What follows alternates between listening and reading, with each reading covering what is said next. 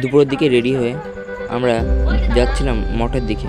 অনেকবার ডাকার পর তবেই দুটির কাছ থেকে পাত্তা পেলাম, তার আগে তো পাত্তাই দিচ্ছিল না। মঠে এসেই দেখি রথ সাজানোর কাজ চলছে। এরপর ভিড় ঠেলে মঠের ভেতর ঢুকলাম।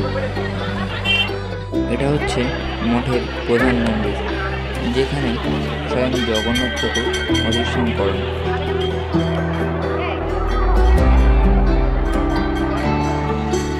চলছে প্রসাদ বিতরণ, যদিও এটা সম্প্রতি তৈরি করা হয়েছে। এর আগে এই মঠ চত্বরেই অন্নপ্রসাদ দেওয়া হতো। আপনারা কি জানেন, শ্রীকৃষ্ণেরই একটি অংশ হচ্ছে জগন্নাথ ঠাকুর। কলির সূচনার্থে যখন শ্রীকৃষ্ণের মৃত্যু হয়, তখন তার একটি অংশ বঙ্গোপসাগরের ভাসতে ভাসতে বর্তমান পুরীতে এসে ঠাঁই পায় এবং পরবর্তীকালে এই কাঠ দ্বারাই প্রথম জগন্নাথ ঠাকুরের নির্মাণ করা হয়। আর বলরাম, সুভদ্রা এবং জগন্নাথ হচ্ছে ত্রিশক্তির প্রতীক। এও বলা হয়ে থাকে যে যারা নাকি রথের দড়ি স্পর্শ করে তারা 33 কোটি দেবতাকে স্পর্শ করে এবং মোক্ষ লাভ করে।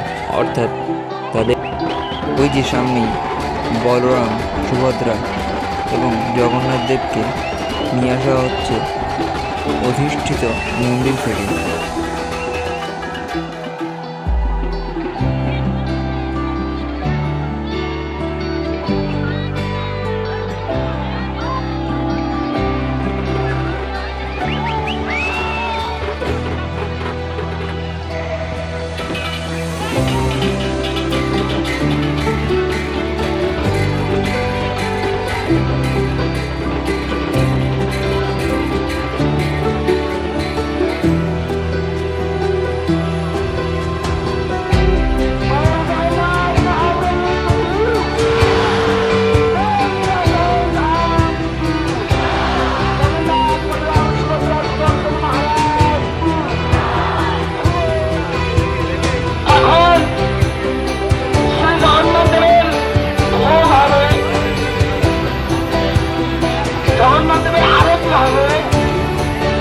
আরতির পর আমাদের রথযাত্রা শুরু হবে।